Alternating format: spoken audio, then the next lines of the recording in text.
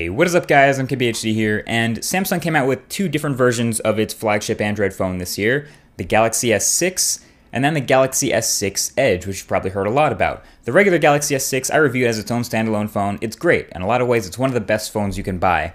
But then the Edge is, as the name implies, a little bit physically different. It has a curve over the edge of both sides of the glass. And that costs $100 more for this version. So you better get something out of it. So what exactly do you get for your $100? Internally, these phones are identical. So they're the same phone, same chip, same RAM, same camera, same everything. Objectively, the only real difference between them is the display and the dimensions. So the Galaxy S6 Edge is a tiny bit thicker than the regular S6. It's 7mm thick and actually houses a slightly larger battery, a 2600 milliamp hour battery. So not a huge difference, but worth noting. The biggest difference though from the build comes with the feel in the hand. So since the glass wraps around the sides of the phone and sort of extends the display a bit in an immersive way, it also means you get less of a side of the phone to hold onto when you're using it. And this is something you find out more and more as you're using the phone, but I found if I grip the phone the wrong way or squeeze it at all, I would actually start clicking things on the screen by accident. But if I was too careful to not touch the screen at all, then you're basically just holding onto a sharp metal edge, and that actually got uncomfortable after a while.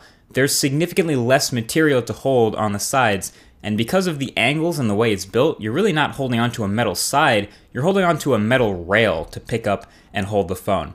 It does make the phone look and feel super thin, and it is eye-catching, believe me, but this turned into a case of feeling like a little bit too thin. Now, Samsung does build in some neat software features to take advantage of the new shape, so it's not as extreme as the curve on the Note 4 Edge, which is only on one side, but this is a little bit more convenient here since you can choose which side any of these features show up on. So you get Edge lighting for incoming calls, People Edge for a quick swipe in to contact your favorite people, Information Stream to show notifications and info on the Edge, and the Night Clock. I found the Night Clock and the Information Stream to actually make the most sense since they take advantage of the OLED display and only light the Edge pixels when you have them in use so they don't waste any battery. But they're actually the features that I use the least because I just never felt compelled to use them, even though I feel like they'd be very easy to use. But the ones I did use are the People Edge and the Edge lighting. They're very cool. So I have a few favorite contacts available, and you can swipe in from, well, only the home screen. You can pull in that tab from the home screen at any time to contact them. And you can see they have a little ring around their picture with a color. And you got to remember these colors for when you get in contact with these people. Anytime they contact me, they're associated with that color. So if I miss a call from one of them, I get a sort of a side notification in addition to the one up top. That gives me info on that missed call from one of my favorite contacts. And it lets me ping them back if I want to right from there. It's nothing you couldn't do with a regular screen, but having the curve there makes this feel more natural.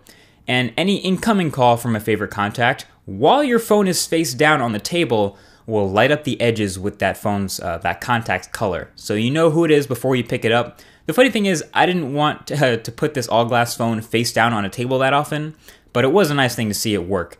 But that's about it for the Edge-specific features. Everything else about that Edge display is just aesthetics, just the crazy way it looks. People really like this. Apps suddenly feel a lot more immersive when it feels like there's no bezel at all. Content and images just sort of spill over the sides of the phone with no barrier. And the fact that it's curved makes a lot of the swiping more pleasant too. You know, all the new apps with the new drawer that's swipe in from the side, especially all the good Google apps, they will be more comfortable to use because of this curve. This is probably a great phone for Tinder with all that swiping. So yeah, it's just not an aesthetically unique thing, but it actually has a little bit of benefit over the everyday use. The one thing to watch out for is glare and distortion. Again, since it's a curve, if it weren't curved, we would just be saying this is a phone with zero side bezel. But the curve introduces a little bit of glare problems that the regular Galaxy S6 doesn't have to worry about. I mean, there's almost no position that you can hold the edge and not get any glare from somewhere. And there's also a little bit of light fall off on the far edges with the curve. And then yeah, distortion can be a factor with full screen media too. You'll notice that. So long story short, when I was introduced to both the phones, the Galaxy S6 Edge and the regular Galaxy S6, I really liked the Edge version a lot more. But this is one of those cases where the initial impression is a little bit different from the final verdict. I originally said the Galaxy S6 Edge could be its own standalone phone, and the regular Galaxy S6 is a sort of a backup in case this doesn't work. But now, because it's $100 extra, it's sort of a different case, and as cool as it is, the Edge screen probably isn't worth the extra $100 to most people. It does look really cool on a table and in the hand, and it does seem a lot thinner and a lot different, and it does differentiate itself from a normal phone, but when you consider the price difference, it's a little harder to justify. Maybe we'll see Edge versions of Samsung phones that aren't a full $100 more than their regular counterparts in the future, but until then, I'd say hold off, even though it looks pretty awesome.